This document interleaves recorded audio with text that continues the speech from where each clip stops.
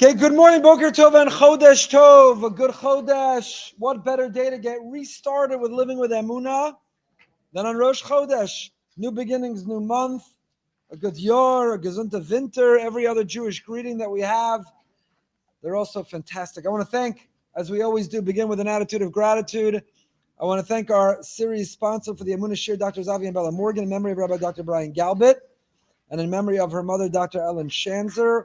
We remain deeply grateful to the Morgans for their generosity and their support.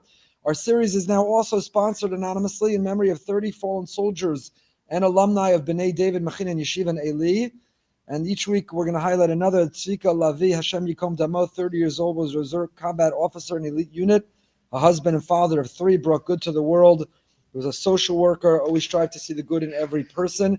So we're grateful to that second series sponsor who's going to highlight another soldier each week. And this morning's particular shir is dedicated by Gabriel Kalish to her amazing father on his 50th birthday. Happy birthday. 50 is the new 30.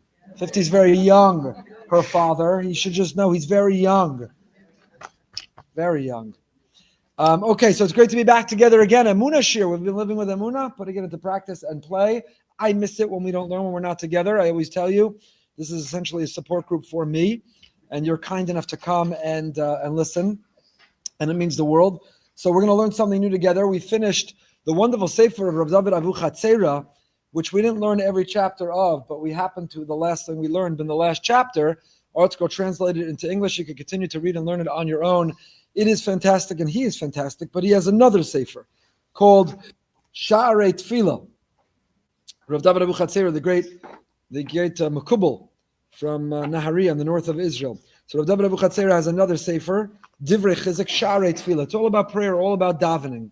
And it's also wonderful. So he has a chapter in here called Emunah u'Bitachon, davening for Emunah and Bitachon. So I thought this is a great new limud, a great new thing for us to learn while we're on a Rav David Avu Chatzera streak. He does an amazing job of compiling very diverse Torahs and sources and adding his own twist to it in a very timely way, in a way that resonates. So I'm looking forward to learning it, but we will begin, as we always do, with some emails that we've received over the last few weeks. Again, please continue to write. I read each and every one. They touch me and inspire me, and many I'm able to share publicly, and we get the feedback about the impact it has on others. So you may recall, in the last Living with Emunah Shir, which was Erev Yom Kippur, it was class number 360. It was powerful for Erev Yom Kippur. Maybe I should have saved it because it was a kind of a crazy time, and I think more people should hear it. But we read the letter of a man, not to me, but a letter that someone had written to Hashem about how he's done and finished and walking away, and that he can't hurt or punish Hashem. The only thing he can make him do is feel like he's a father who has a child who turned his back. We read that powerful letter, and I shared with you my response to that author, and later he disclosed himself, no longer anonymous, and the continued conversation that, please God, I will have with him. So I received a beautiful email. Thank you again for the deep, inspiring Emunah shir. Truly enhances my relationship with Hashem. In Erev Yom Kippur class, you read a young man's letter to Hashem, which was both devastating and moving. This may perhaps be out of bounds. I'm merely a stranger who listens and is inspired, but I felt compelled to write a response to the author because I was deeply pained by this young man's suffering. If Rabbi Goldberg feels it appropriate or meaningful to share with him, that's wonderful. Otherwise, my empathy and feelings for the individual will remain notwithstanding. So I want to share with you what this author wrote to share back to that young man. And if you didn't listen, I think it's the last shir, the most recent shir, the one before Yom Kippur. To the author of the email, when Rabbi Goldberg read your email in the Emunah shir last week, your words pierced my heart. I sat and cried for your searing pain and suffering. I don't have answers, and I don't know why things happen to people, but I do know one thing. You are truly extraordinary. How can you be anything but? If you face challenge after challenge that could have knocked you down and you're still here standing, beneath your painful yet powerful words clearly lies an even more powerful individual and soul. Your words reveal one who possesses incredible resilience, courage, sensitivity, determination, and truth. And I'm confident that wherever you go in life, you'll make a tremendous impact. The world is lucky to have you. I daven for your success and that you have the peace of mind and heart with deep admiration, a fellow Jew who cares. I share that not because it's an Emunah email in particular, but it's a Mika Amcha Yisrael email. One of the amazing things about our community, our movement, our shir, our Emunah family, is how often I read emails and then I get a flood of responses from people who say, I want to help. You remember the email from the young woman in Israel who felt so lonely that she listened to the Emunah shir on Shabbos? She had tremendous Emunah, but Shabbos was so painful and lonely that you can't imagine how many emails I got from people who said, I want to have her. She's invited. She should never be alone whenever she's available. So, and this email, someone who heard the shir and didn't just continue cooking for Erev Yom Kippur, and didn't just move on with marking off the machzor, and didn't just move on with building the sukkah, but stopped and wrote an email and said, if you feel to communicate it. These are the Mika Amcha Yisrael emails. These are the emails about how special. So if you ever doubt our people, if you ever hesitate or pause about our perseverance and our future, just remember Mika Amcha Yisrael. How blessed and privileged and fortunate and lucky we are to be part of the extraordinary people that we are part of.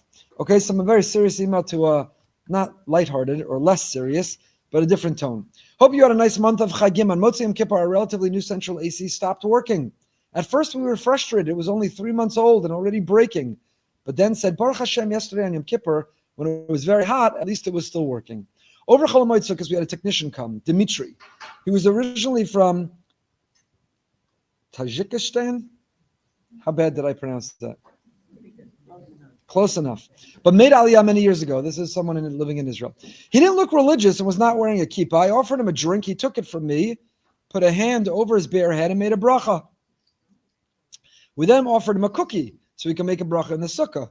And he said with a smile, I believe in Hashem, but I don't do all the actions. I thought it was such a wake-up moment. It gives perspective for so many who are not yet religious. And even for those who are, you can believe in Hashem and even make a bracha, even if you're still not prepared to do all the mitzvahs. And that's okay. It's a process. It's also not all or nothing. Recognizing Hashem is a huge first step. I also noticed something similar looking at the number of apartment sukkahs built on balconies here, complete with walls, decorations, and schach that are completely covered by a concrete balcony above them. Some might look at them and say, what's the point? It's not a kosher sukkah. There's a balcony on top of them. Any bracha said in that sukkah is a bracha levatala, apostle sukkah. I look at these sukkahs and say, how beautiful they want to sit in the sukkah and be close to Hashem, sit in his shade, even if they don't fully yet know how. Later that day, we had the Bezek technician, Yehuda, come to fix the internet. And again, he wasn't wearing a kippah. I also offered him a drink, and again, he put a hand over his bare head and made a bracha, to which I said, Amen. Again, we offered a cookie to make a bracha on the sukkah.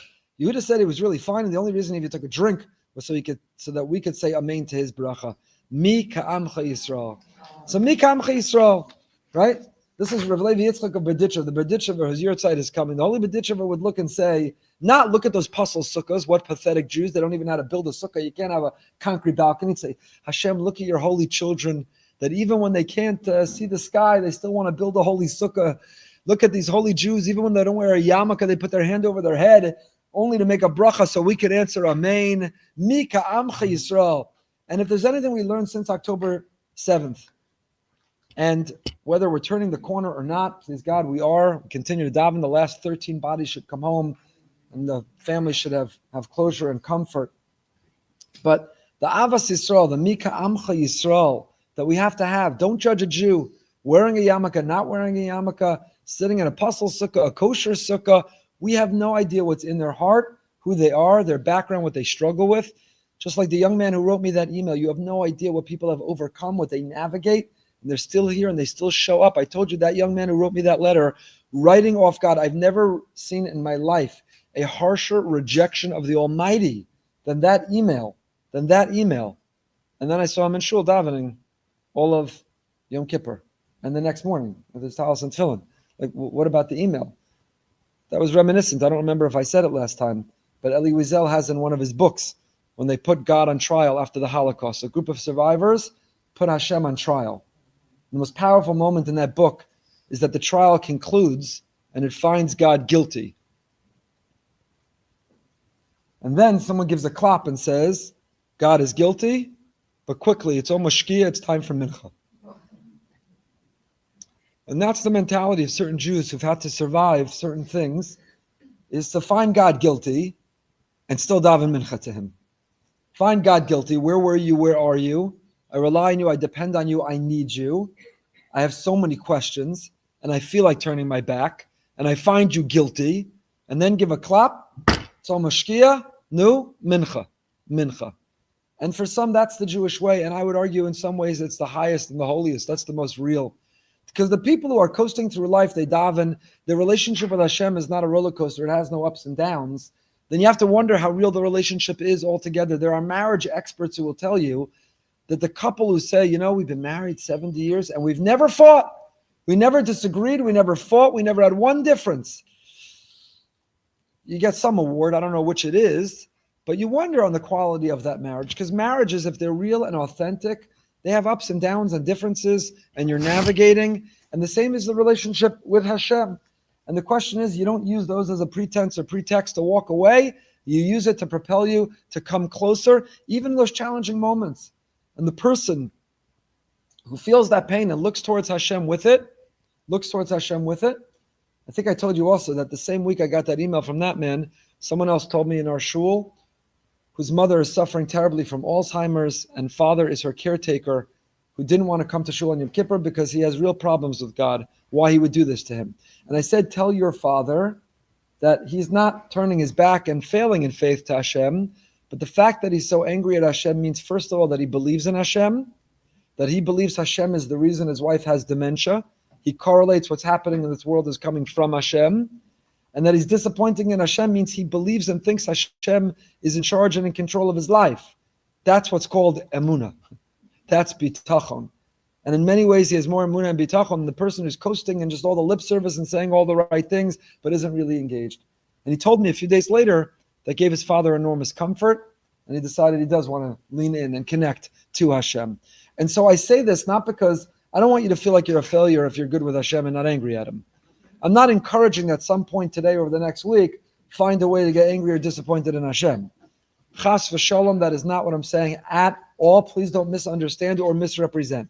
What I'm saying is, if you're living life in such a way that you're finding sometimes in the struggle navigating, know that sometimes that search, that yearning, that guilty verdict is an expression of Emunah, not a breakdown of it. Because if we realize, you're not disappointed in a figment of your imagination. You're not disappointed in an illusion. You're not disappointed in something made up or make-believe. If you're disappointed, it's evidence that you really believe. Okay, a couple more emails and we'll get to our new limud. I recently started listening to you Living with Emunah Shir. It's really helped me. One of my favorite parts, listening to the stories in the beginning. So I thought I'd share a story that happened to me. A few weeks ago, I was heading back to my seminary from a certain city I was for Shabbos. When I arrived at the central station in Yerushalayim, I had two options: take the light rail and walk around 15 minutes, or take a bus, which would drop me off near the Kotel with only a short walk. Since I had a suitcase, I chose the bus, not realizing it would pass through Mea Sharim, which is packed on Motzei Shabbos. The bus ended up stuck there for about 30 minutes, and with the curfew approaching, I decided to get off and find another way. I checked Move It. Anyone here know what Move It is? We're about to see the generation gap. What's Move It, Esty? It's the worst. Moovit. Move It is like a way to navigate transportation, maps, all kinds of things. It led me to a bus stop that didn't exist. At that point, I was stressed and confused. My phone battery was low and I had no idea where to go. I asked a woman for help and she pointed me to a place that made absolutely no sense at all.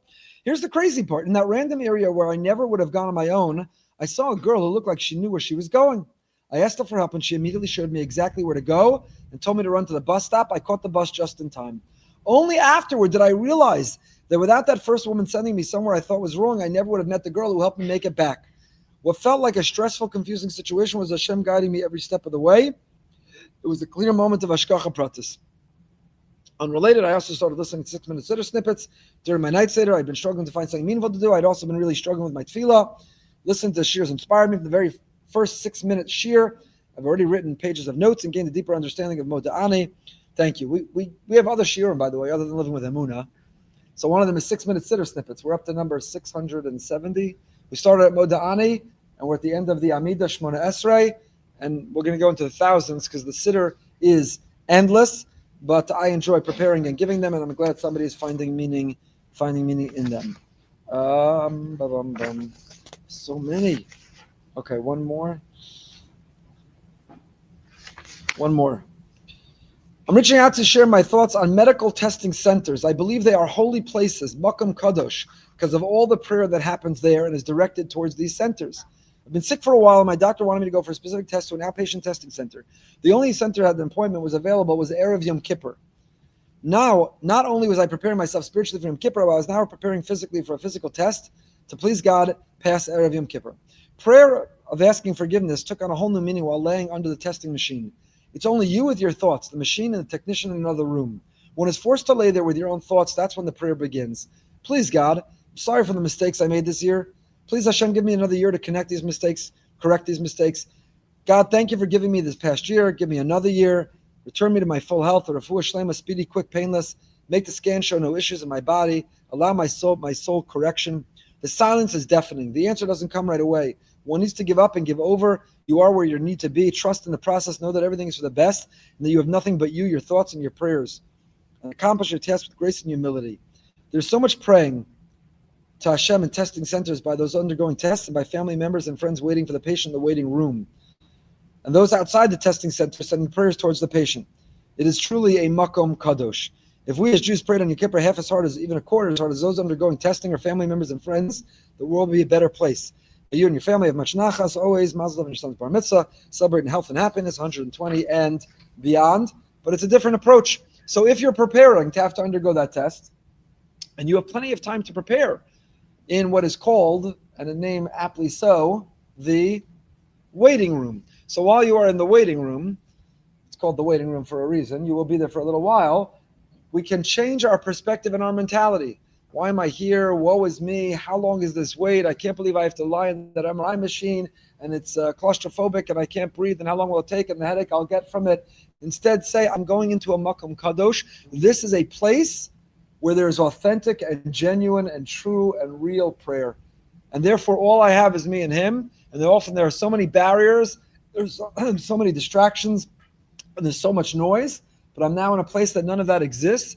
And embrace that place. And instead of being frustrated, we can embrace that place and be grateful to be there and turn it around to make it more of the best moment. There's so much. So many emails. Okay, we'll have to come back to them. Let's get started. Page Kuf Chafei in the Sefer Sha'arei Tefillah, the wonderful book of Rav David Avu Chatzera. This is a same author, different Sefer than what we were learning previously. And he says the following. In order to get to the midah of Emunah, you need help from heaven. In order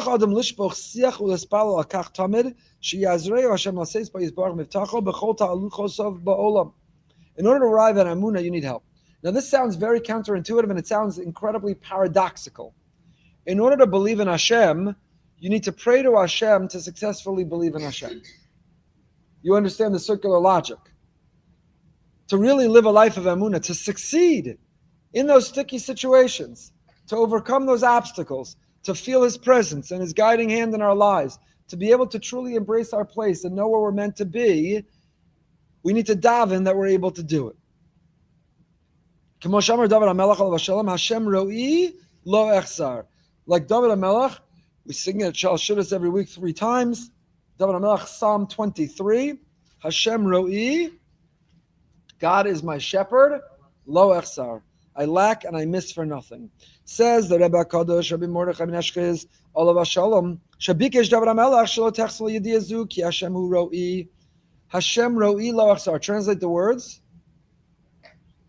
The Lord is my shepherd, I shall not lack. Though I lie down in lush pastures and walk beside tranquil waters and blah, blah, blah.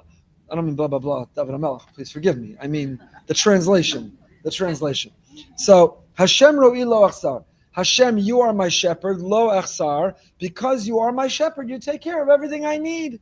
So even though there are things I want, but you provide everything I need. That's the taich. That is the simple, traditional, classic translation. Hashem ro'i, the Lord is my shepherd, lo echsar, I shall not lack. But quotes Rav David Chatzera, this beautiful idea. That's not what it means. You know what it means? Hashem ro'i, lo echsar. May I never lack knowing that Hashem ro'i. May I never be going life in such a way that I fail to remember you're my shepherd. May I never feel like I'm a sheep wandering, lost, abandoned, lonely, hungry, tired, thirsty. But let me always know Hashem ro'i. Hashem, you're my shepherd. You're my shepherd. The shepherd leads the flock, protects the flock, is responsible for the flock, not only the flock as a whole, each and every little sheepala. So Hashem Ro'i, Hashem, you're my shepherd. I'm your little sheepala. Lo achsar. May I never lack, may I never stop, may I never fail to know that you are my shepherd. That you are my shepherd. Let me always remember. Ukein ze perish Rabbi HaKadosh Rabbi Nachum Mendel Belinsk. Ovav shel Rabbi HaKadosh Rabbi Naftali Miropshitz. Shei David HaMelech mispal shetamed lo sechzer lo Emunah zu sheHashem hu haroa oso me'odo. V'zeu Hashem ro'i. Hayidi azos la'olam lo echsar. This knowledge. So when I get stuck in traffic, when I'm late for the plane, when El Al, whatever reason, tried to randomly change my flight, so now I'm getting in really close to the Simcha, and I hope I make it, Hashem ro'i, lo echsar. May I never lose my knowledge, my confidence, my clarity. May I never lose my mindfulness, my intention, my concentration, that you're the shepherd. It's not El Al who's making the schedule, it's you. You're my shepherd. You're the shepherd. May I never fail, because this is the struggle. However, this is the Emunah struggle, and it's real. That we come together on Wednesday mornings or whenever you're listening to this, and we walk away and we say, I'm all in. Emunah, I got the bumper sticker and the coaster and the mug and the sticker and the label and I'm all in. I'm all in. I'm all in. And then what happens? Then the rubber meets the road. Then we find ourselves in a situation where it's hard. I was all in, but I just got back the lab report. I was all in, but I just missed the flight or the traffic. I was all in, but I thought this was the one, and the person just broke up with me, or I got a no for a prospective shidduch. I was all in. I was all in, but then I saw my neighbor has something that I want so badly, and I've been waiting for, and why do they have everything, and why am I missing so much? I was all in, and then life.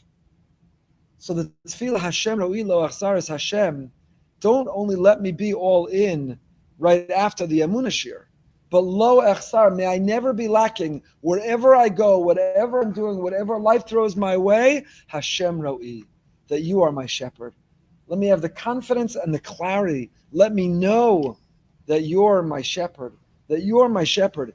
Every now and then it's bizarre. People stop me, they say, could you give me a bracha? So I said, the Gemara says, Birchos hedyot al tiyakala be'inecha. Don't reject the bracha of anybody. Birchos hedyot means we go to Rebbes, we go to great people, we go to great men and women, and we get a bracha. But Birchos hedyot, the average person, this goes back to what we started with. We have no idea what the average person is going through, what they're living, how much resilience, their faith. So don't minimize or dismiss the value and the efficacy of a bracha of an average person. So I say, okay, I'll give you a birchas hedyot. I'm a hedyot, so I give you a birchas hedyot. So sometimes it's for a shidduch. And the bracha I always give for a shidduch, of course you should find your best shirt, but I say, may you have clarity and confidence through the process. Hashem ro'i lo achsar. May through the process you never forget he's the shepherd. Don't ever forget he's the shadchan. So you thought this is the one, and you can't believe that person to get next back to you, and you don't know what you should do next, and you're waiting by that phone for it to ring. May you live with the clarity and the confidence that there is a shepherd, and he has a match for every sheep.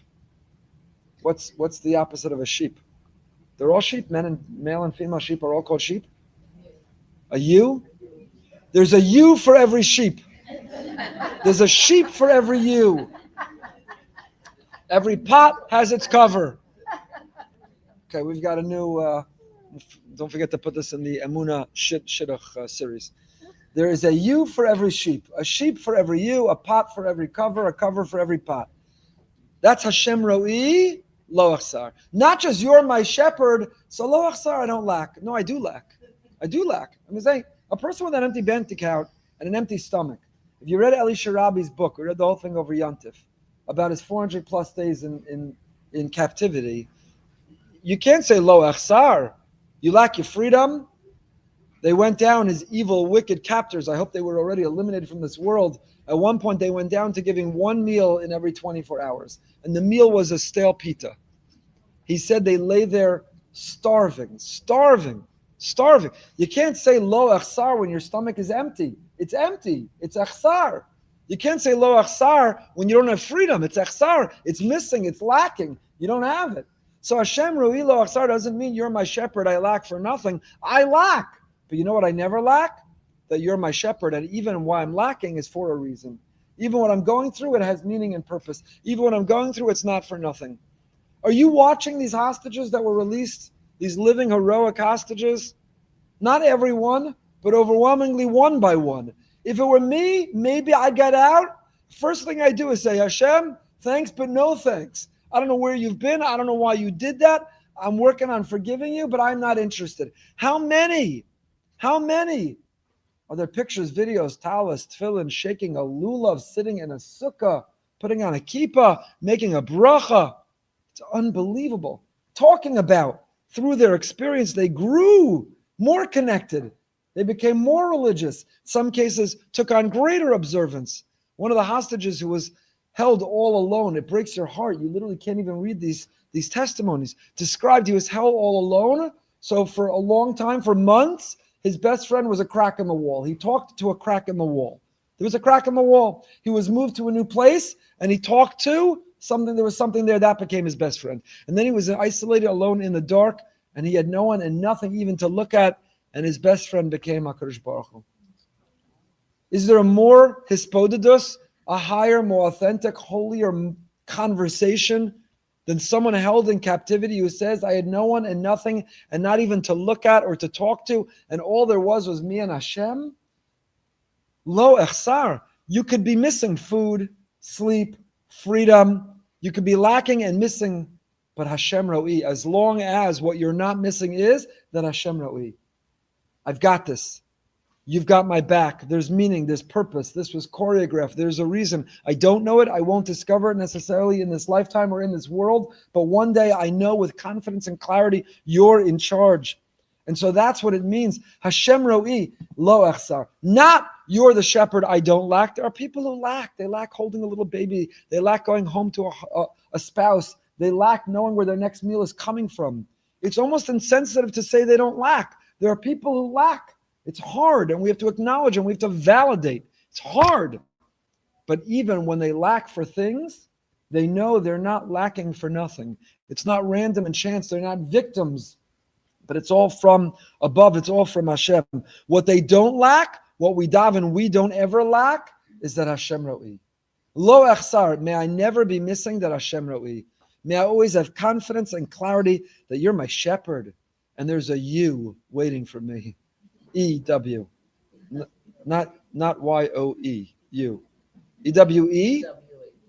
E-W-E. E-W-E says my E-W-E. E-W-E.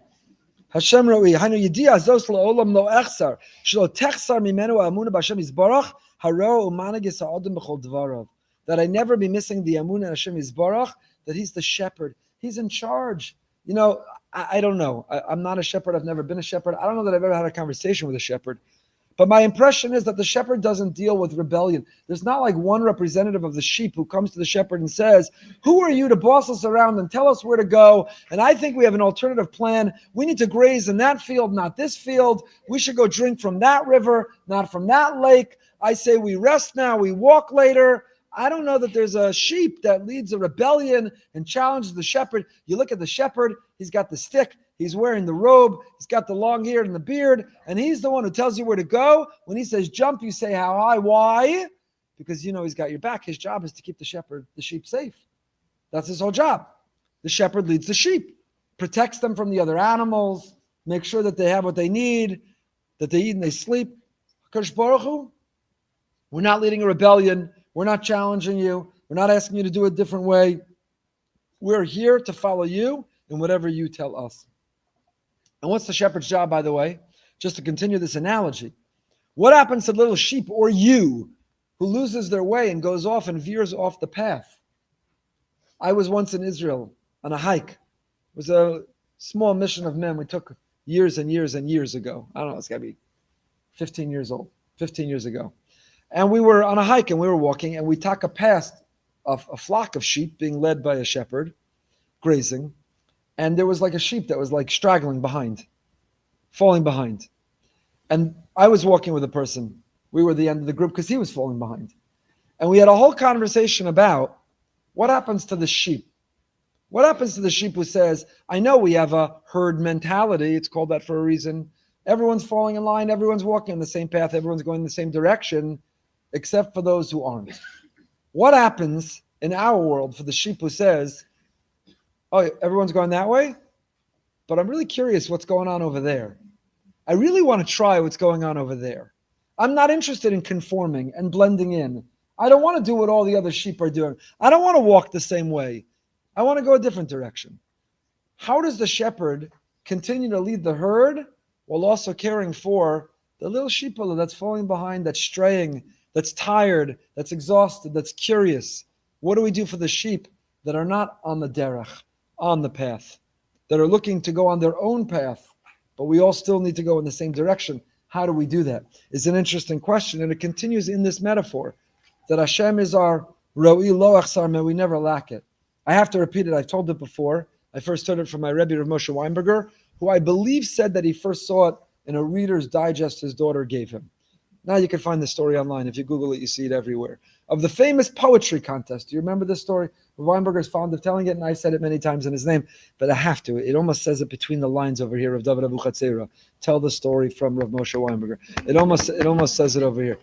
If you've heard it before, Chazar is good. If you never did, it's a brilliant, beautiful illustration of this idea of the poetry reading contest held one day where there were people who practiced for months and they gave their names. They submitted entry into this contest of which there would be a big award and a great prize for the one who would win. And each took from the great poets of history to read their selection, their poem. And it was all set up with pageantry, a judge's table, all the contestants were lined up, an enormous audience. It was broadcast live on TV, and one by one, all the contestants came, took the microphone, and dramatically read their poem. And towards the end of the contest, an old man came in, and he walked up to the judge's table and he said, I didn't enter, I didn't know where or how, I hadn't heard about it until today, but if it's okay, I'd like to compete. I'd like to read a poem. Can I join? And nobody had the heart to say no. So to humor this old man who didn't think had a chance, they said, sure, take the microphone. He took the microphone and they asked him, what will you be reading? And he said, Psalm 23 of King David's Psalms. Tehillim, Kapitel Chav Gimel. And he stood up and he said, Psalm to David, the Lord is my shepherd, I shall not lack. Though I lie down in lush pastures, walk beside tranquil waters, God walks with me. Though I walk through the valley of the shadow of death. And he read the whole poem. The other contestants went, the judges sat, and they deliberated, and it was time to announce the winner. And they came back and they announced the winner was none other than this old man, the last entry. And they gave him his award, and everybody celebrated. And one of the other contestants came up to him and said, I don't understand. You walked up last minute and you read it without any practice or preparation. And you read the same thing I read. I also submitted Psalm 23. How is it that you won? And I have a coach and a trainer, and I practiced, and I carved up for it, and I was ready. How is it that you won? And listen to what the old man said. He said, you read a poem about a shepherd. I know the shepherd. I have a relationship with the shepherd. I'm one of the sheep that's led by the shepherd. So the question that we have to ask ourselves is, do we read about a shepherd, or are we one of the sheep? Do we know the shepherd? That's what living with Emunah is all about. Living with Emunah is our effort and exercise. It is our daily, sometimes grind, always privilege to know the shepherd. And that's this tefillah. Hashem ro'i lo echsar. May I never be missing or lacking in the knowledge that he's the shepherd and I'm a sheep. He is the shepherd and I'm a sheep. That angry letter from that young man, the response, the pain we sometimes feel is, I'm still your sheep. I'm coming to shul anyway. And I'm going to fall in line and I'm going with the flock. But you're my shepherd. You're my shepherd. Why am I hungry or tired? You're my shepherd. Why aren't you protecting me? You're my shepherd. Where's my you? You're my shepherd. Where's my new little baby sheep? You're my shepherd. And that is a statement of Emunah, because the other person, they're still busy, which is, again, why don't judge. You have no idea who you're standing davening next to. While you're still just reading about a shepherd, they're busy pouring their eyes out and screaming at their shepherd. You have no idea. You might only be reading about the shepherd, and they're pouring their heart out to their shepherd who they know and have a relationship with. So we quoted Rav Menachem Mendel of Linsk, his son, the Holy Rapshitzer, the Zera Kodesh, his son, the Holy Rapshitzer, Rav Naftali of Rapshitz, teaches the pasuk. We'll read soon in a few weeks. Vayatar Yitzchak Lashem lenochach ishto. Yitzchak and Rivka, they're barren, they're infertile, they struggle among the most painful things in the world. So painful that our rabbis say somebody who's waiting and longing and hoping and yearning, it's a taste of death. A person feels their mortality because they're waiting for that continuity, the blessing of having a child. So Yitzchak, translate the word vayetar. Translate the word vayetar. What does it mean? Daven. What else means daven? We have at least 13 synonyms, many more, for the word daven. Why vayetar? We learned, there's a whole series, you could find it online. I don't think we turned it into a podcast. We should put it all up on a podcast platform. But we learned the entire Sefer Sha'arim B'Tfilah of Pinkus, that's all. Pinkus has a magnificent Sefer, one of my favorites. It's called Sha'arim B'Tfilah. There's a Medrash Yalkut Shimoni. There's 13 synonyms for Tfilah. Rina, Bitzur, Zaka, Tzaka, Pilel, Iter. There are 13 synonyms, 13 separate words that are used in the Torah for the experience of talking to God.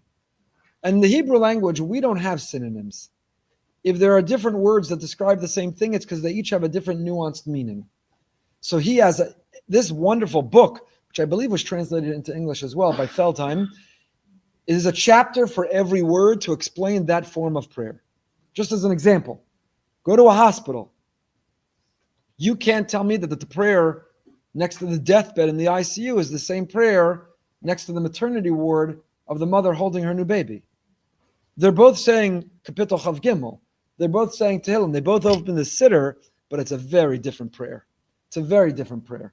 The Tehillim we said for 2 years, Hashem, bring hostages home, were different than what we said Shmini Atzeres night. We got together as a community with hopefully the same, if not more intensity, to say Tehillim, to thank you, Hashem, for having heard our prayers and continue to hear them.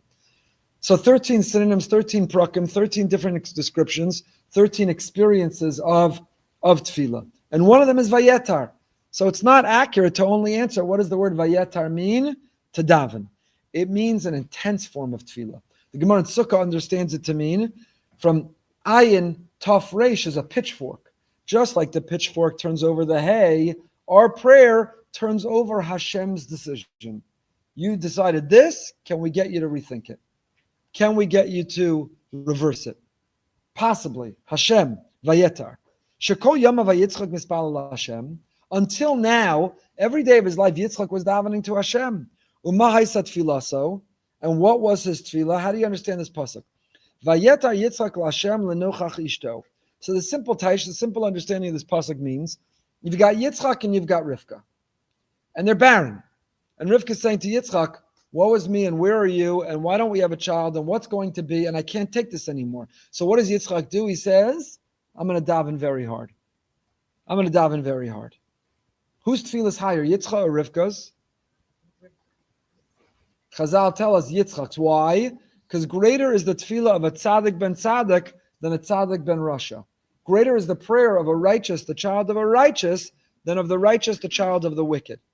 So Yitzchak's father is, Yitzchak grows up in the home of Avram and Sarah. He's got enormous, tremendous role models. Rivka grows up in the home of Besuel. She's got a brother Lavan. She's growing up in the most wicked, evil, nefarious, low-life, corrupt home. Whose prayer is higher? Whose ascends faster? Yitzchak. Does that make sense to you? I would have thought the opposite, right? Rivka, look at the influence in her life, and yet she became Rivka. Yitzchak, he's supposed to become Yitzchak. Look at Avram and Sarah. You know what the answer is? It's a very penetrating insight. It's a powerful insight. The answer is that if you grow up in the home of a rasha, when you see wickedness, you should hopefully be repulsed by it. You should be repelled by it. It's easy to know that's wrong, and therefore I want to become more righteous. But when you grow up in the home of an Avram and a Sarah, and now those are the expectations of you, and you grew up in the home of the Gadol Ador, there's a reason. There's something called the rabbi's child syndrome. There's a reason, lo aleinu chas v'sholom, but too many rabbis' children, or among the rabbis' children, is someone who says, all the eyes were on me, the expectations of me, the pressure on me, forget about it. I don't even want to try. Instead, I'm going to walk away. It's unfortunate and it's sad and it's real. So whose tefillah is higher? That Yitzchak could be as great as Yitzchak was, despite having grown up in the home and the pressure and the expectation of Avram and Sarah. His tefillah is higher even than Rivka. Very interesting insight. That's a preview for the parsha a couple weeks from now. So the simple understanding is that Yitzchak is davening lenochach ishto. What does lenochach mean? The word lenochach means opposite, across. So the simple understanding of the pasuk is it's painting an image of what the room looked like. Rivka's in that corner. She's pouring her heart over her tehillim. And Yitzchak goes to that corner. He's got his shtender opposite his wife. He's looking at her and he's saying, Hashem, my poor wife. She deserves, she needs. Why isn't Yitzchak davening as hard for himself as he is for her? Because Yitzchak is promised he's going to have a child. So he has no doubt. Hashem said to Yitzchak, it's going to go through you. Came from Avram, it's going to go through you. You're good to go. But he looks up at his father, and Avram, Sarah at first didn't have children. Who did Avram have his first child through? Hagar. So Yitzchak says, I'm good to go. I don't know if it'll be through this one, or maybe Hashem's going to send me another one, but I'm going to be good to go. So Rivka says, good for you, buddy. Good for you, my sheep. But your you has no idea where she's going to get her child from. So he's davening, lenochach ishto, in the other corner, opposite her. But says the Rapshitz of the Zera Kodesh, Naftali of Rapshitz, all of his life he's davening. And what was he davening? Lashem lenochach ishto. Ishto, he knesses Yisrael. V'al zeh bikesh Yitzchak Avinu, shi Hashem tamid lenochach eine knesses Yisrael. What he's davening is Hashem lenochach ishto. You know what his tefillah was? First we'll say it specifically about Rivka, then we'll zoom out collectively about all of us. Yitzchak is saying, Hashem, I know you've got a master plan, and I don't know what it is. And if you could accelerate it, that'd be really great. But you know what my real tefillah is? Hashem, please help that my wife never give up on you. Please help her never be lacking in knowing you're her shepherd. Please help her see with clarity and confidence that all you do is for a plan. What he was davening for was that Hashem is nochach ishto. Not vayatar Yitzchak l'Hashem, where lenochach ishto, but vayatar Yitzchak. And what was his tefillah? Hashem is lenochach ishto. What a vort, no? What a beautiful insight by the Zera Kodesh. And it's also, I think, a blueprint for a way we can daven for one another. Sometimes we're going through something with a spouse. And unfortunately, tragically, often when there's a crisis, it can bring a couple closer or drive a wedge between them. Tragically. How they navigate it can bring them closer, or if they experience it and respond and react differently, unfortunately, tragically can drive them apart. So people go through things differently. And one of the things to daven as we go through it is, maybe Hashem, I see you and I feel you and I know you're in charge. And as painful as this is and as much as I want you to resolve it, I know you're in charge. I surrender to you. But my spouse or my child or my friend, they're wavering and they don't see you. And they could be walking away and I don't want them to give up on you. So I'm davening to you that they continue to believe in you. Please, Hashem, help them continue to see you, believe in you, surrender to you, know that you're the shepherd, that you're in charge, that you're in control. So what we started and what we've seen is Rav David Abuchatzera is opening our eyes to the idea that it's not that you have Emunah as a prerequisite to daven, and then we daven for the things that we need. And what are the things that we need? In Gashmias. What is tefillah for? It's for physical things. Hashem, give me a home and a car and a livelihood. Give me health and a spouse and a child. Give me the things that I need.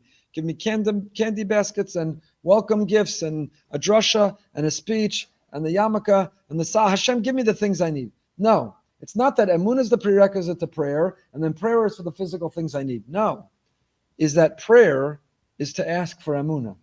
And when I have Emunah, then I'll be confident that whatever I have is what I need. That even when I'm lacking, you're in charge and you're in control and you're the shepherd. So the tefillah that we have, our tefillah is for Emunah. Of all the things that we ask for, don't forget to ask for a relationship with Him. So when people come to me and they say, I'm struggling. I'm wavering. I don't see him. I don't feel him. I'm not connected right now. First thing I say is, daven for it. They say, Rabbi, maybe you're hard of hearing. Maybe there's a problem because you're over 50 now. But what I said to you is that I don't feel him or see him. I don't feel connected with him. So yeah, you should daven for that. Say, Rabbi, when's the last time you had a physical? Can you not hear me? What I said is, I'm struggling. I hear you loud and clear. And part of the way out and the way back is to ask him for help, to have that clarity and confidence. It's counterintuitive. Khalila, one has a child or grandchild, a friend or a neighbor who's struggling in the relationship with Hashem. Among the things to daven for is daven that they have emunah. Hashem ro'i lo echsar. May we never be missing or lacking in knowing that you're the shepherd. And by the way, we need an educational system that doesn't just talk about the shepherd, but that builds a relationship with the shepherd. We need a community. I'll put the pressure on the shul as well. We need a community and rabbis and rebbitzins and teachers and parents who don't just talk about the shepherd. We're really good talking about the shepherd. We talk a lot about the shepherd. Shepherd told us about 39 malachas that we memorize, and the shepherd, has stories of Navi, and the shepherd has halachas, and the shepherd has blessings we have to say to him. We talk a lot about the shepherd, but do we demonstrate and model a relationship with the shepherd? Do we define our life? Do we talk to the shepherd? Do we demonstrate to our children that we hear the shepherd talking to us? Do we show that we're led by the shepherd? Do we live with clarity and confidence in the shepherd? Those are all the questions to ask ourselves. And that's our tefillah, Hashem ro'i, that you're my shepherd, lo echsar. May I never be lacking. And that's what Yitzchak davened. It's not vayatar l'Hashem, Yitzchak l'Hashem. Yitzchak davened to Hashem. Where? L'nochach ishto. She was in this corner, he was in that corner. No, it's vayatar Yitzchak. Vayatar Yitzchak kama. And what was the tefillah? Hashem nochach ishto. May Rivka never give up hope in you. May she always have clarity and confidence in you. May she never be lacking that you are the shepherd. And Hashem will pick up with this next week. We have now 15 minutes of question and answer. I hope you've been thinking. Hashkafa, halacha, sensitive, controversial, any topic in the world. This is a way of getting people to come in person. We're turning off the stream, turning off the recording. We love all those who are listening, but there's a reward if you come in person, not just the coffee and slushy. Yes, question. First question.